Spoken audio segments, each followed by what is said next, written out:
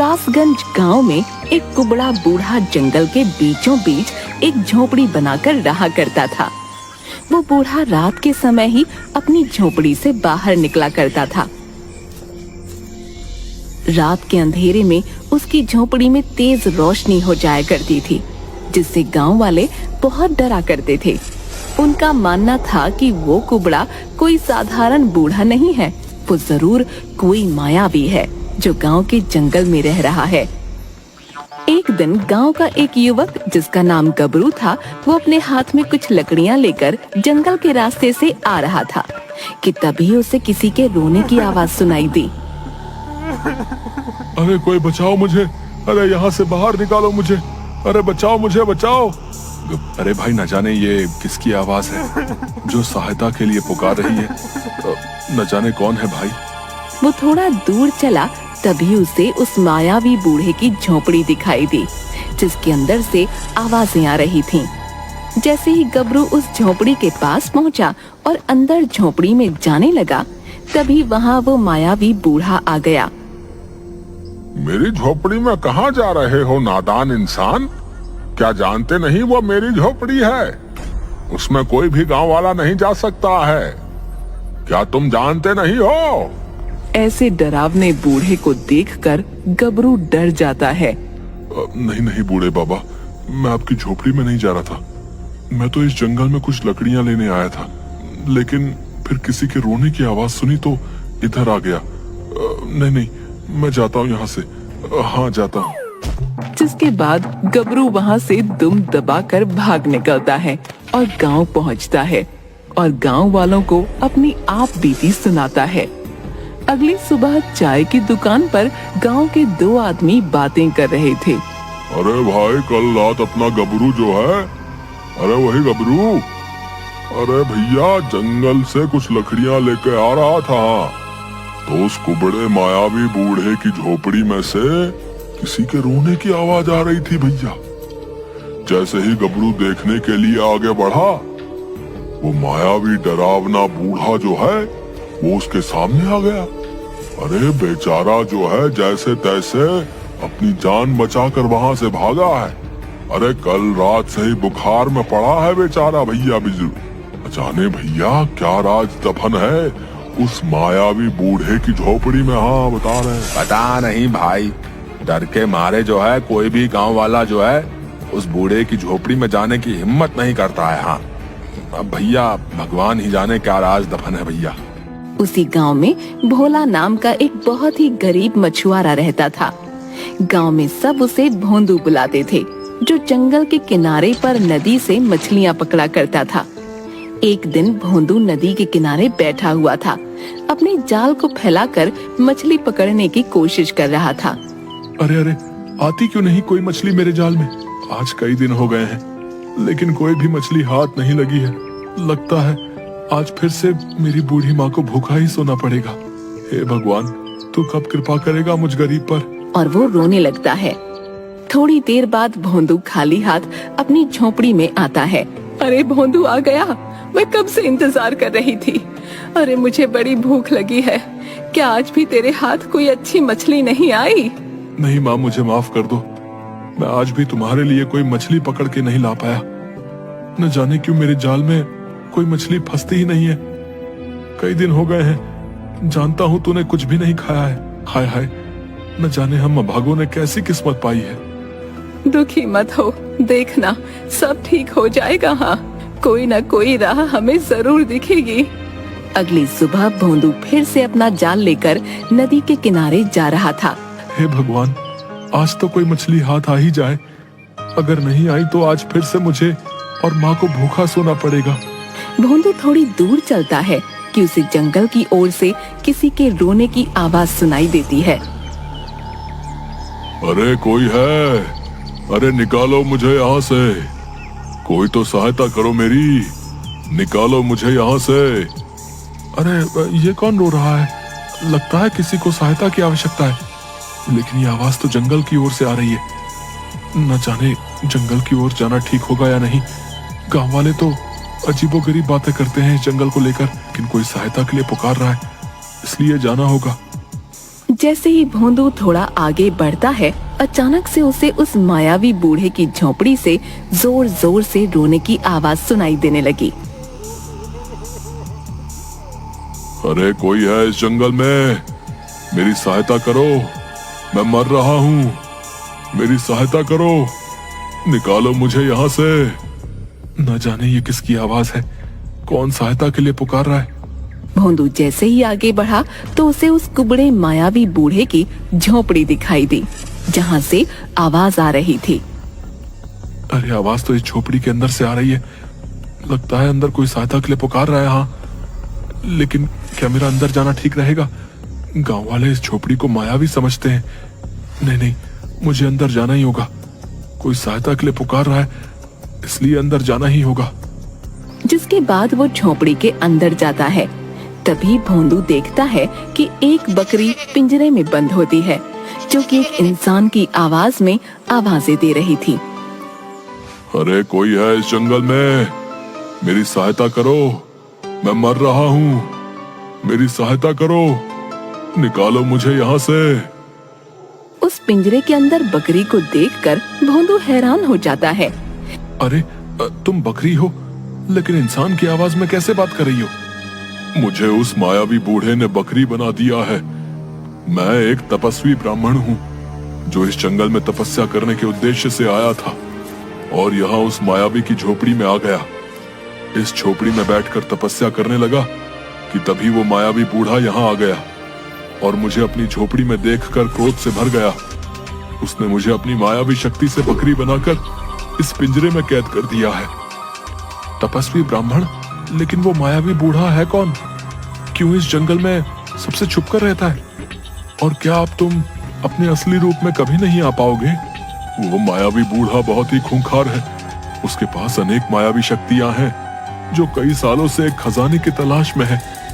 उसके पास एक नायाब पत्थर का टुकड़ा है, वो बहुत ही चमकदार है, जो उसे उस खजाने का रास्ता बताएगा। वो खजाना यहीं इस झोपड़ी में दफन है, लेकिन वो तभी सामने आएगा जब वो दो नायाब पत्थर आपस में मिल जाएंगे। उस नायाब पत्थर के दो टुकड़े हैं, लेकिन मायावी बूढ़े के पास सिर्फ एक ही टुकड़ा है, जिसे वो रोज रात को बाहर निकालता है ताकि वो उसका दूसरा टुकड़ा ढूंढ सके। इसलिए रोज रात को उस नायाब पत्थर के टुकड़े के कारण इस झोपड़ी में तेज रोशनी हो जाती है। लेकिन उस नायाब पत्थर का दूसरा टुकड़ा कहाँ पर है? और क्या तुम अपने असली रूप में नहीं आ सकोगे? और मैं तुम्हारी सहायता कैसे कर सकता हूँ भला?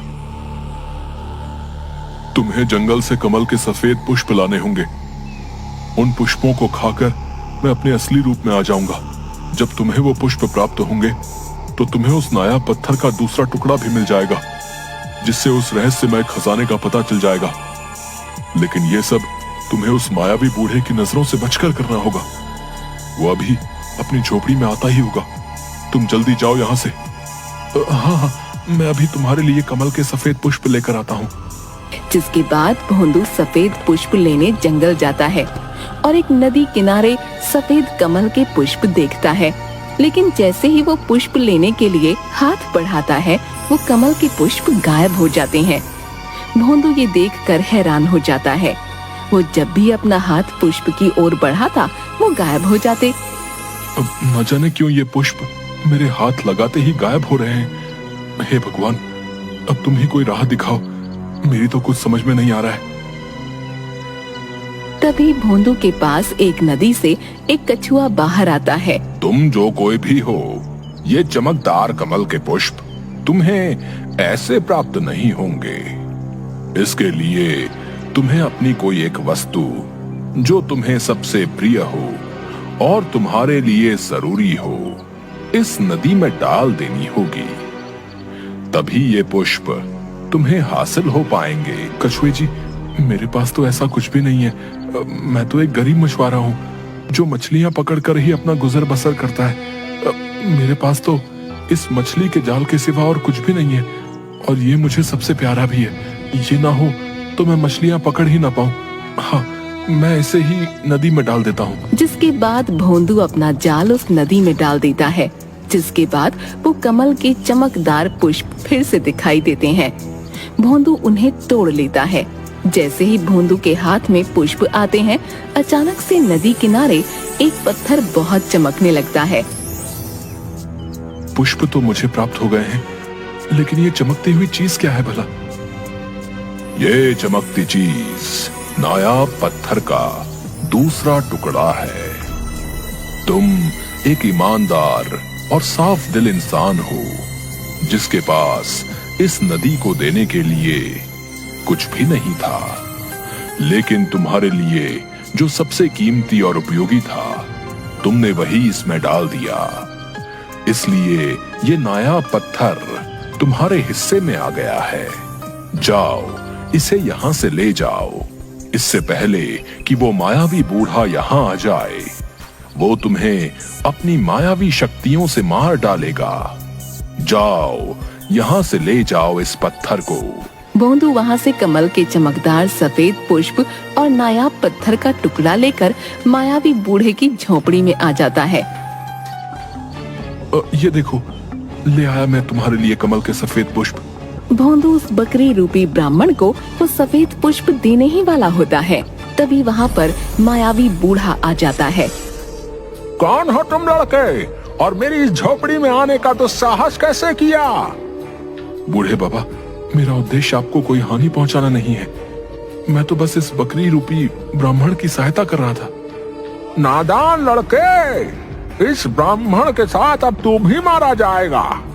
मेरे इस खजाने की खोज में जो भी बाधा बनेगा, मारा जाएगा। क्षमा करें बूढ़े बाबा, मुझसे भूल हो गई। तो अब सजा भुगतो। जैसे ही बूढ़ा अपनी शक्तियों से भोंदू पर प्रहार करता है, भोंदू झोपड़ी की दीवार से जा टकराता है और उसके हाथ से सफेद पुष्प गिरकर बकरी के आगे गिरते हैं और चमकीला पत्थर दूसरे कोने में।